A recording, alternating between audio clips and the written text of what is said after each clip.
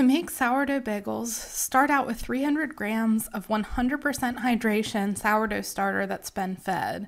Add 350 grams of high gluten flour, such as King Arthur bread flour.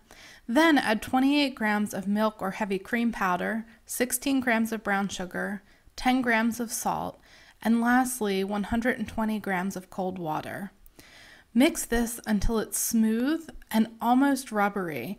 You want a lot of gluten development for the sourdough bagels. You can do this by hand, but it'll take a good amount of time to knead it and get the gluten going. It took about 10 minutes in my KitchenAid mixer. Once the dough feels rubbery, you'll knead it briefly by hand just to work it into a ball with a tight, smooth skin.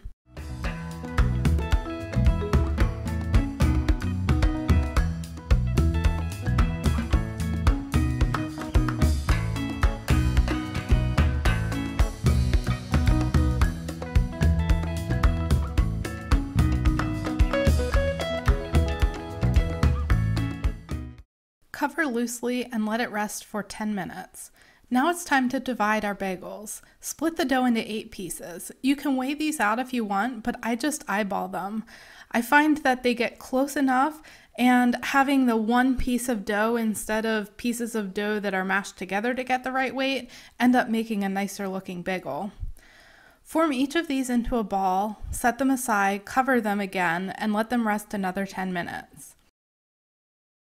While those are resting, let's prep a baking sheet. Add parchment paper and dust with semolina flour. Now it's time to shape our bagels.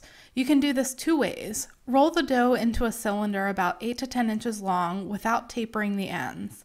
Wrap that cylinder around your hand with the ends overlapping about 2 inches, and then roll your palm on the counter to smash the ends together. You can also form the bagels by punching a hole in the middle of the ball and gently working it wider. They don't look quite as nice when they're done, but this is a much easier technique. Place the bagels on the prepared cooking sheets once they're formed, and then put it into a large food-grade plastic bag or cover with plastic wrap. I'm using Reynolds Wrap turkey oven bags, which easily fit a baking sheet. Now proof them at room temperature for 4 hours until they look and feel a little bit puffy. Then pop them in the refrigerator for 4 to 8 hours.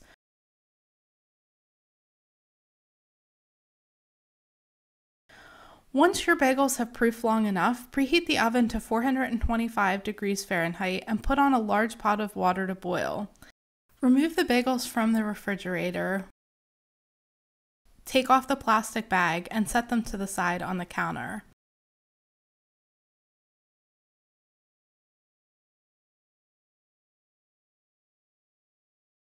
Set up a cooling rack on the counter with a dish towel underneath it.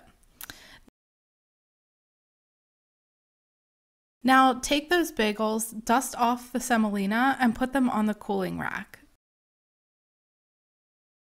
When the water has reached a rolling boil, add 1 tablespoon of baking soda. This will make the water fizz up, so make sure that your pot's large enough to accommodate it. Drop the bagels in the water, 3 or 4 at a time, whatever your pot can hold, and cook them in the vigorously boiling water for 20 seconds.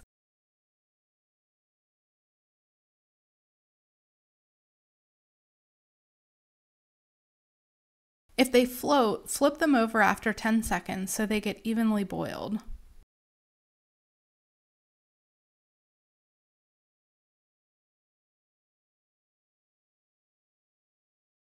Remove the bagels from the water back onto the cooling rack with a slotted spatula. Let them drain about 30 seconds while you pop in your next set of bagels. Then move them over to your semolina dusted parchment lined cookie sheet. At this point, add any toppings that you want. I left half of mine plain and did everything bagel seasoning on the other half. Put the sourdough bagels in the oven and immediately reduce the temperature to 400 degrees. Bake until they're golden brown. This will take about 24 to 26 minutes. About halfway through the baking, open the oven door briefly to vent any steam. Then, once you remove them, Move them to a wire rack to cool completely. That's how you make sourdough bagels.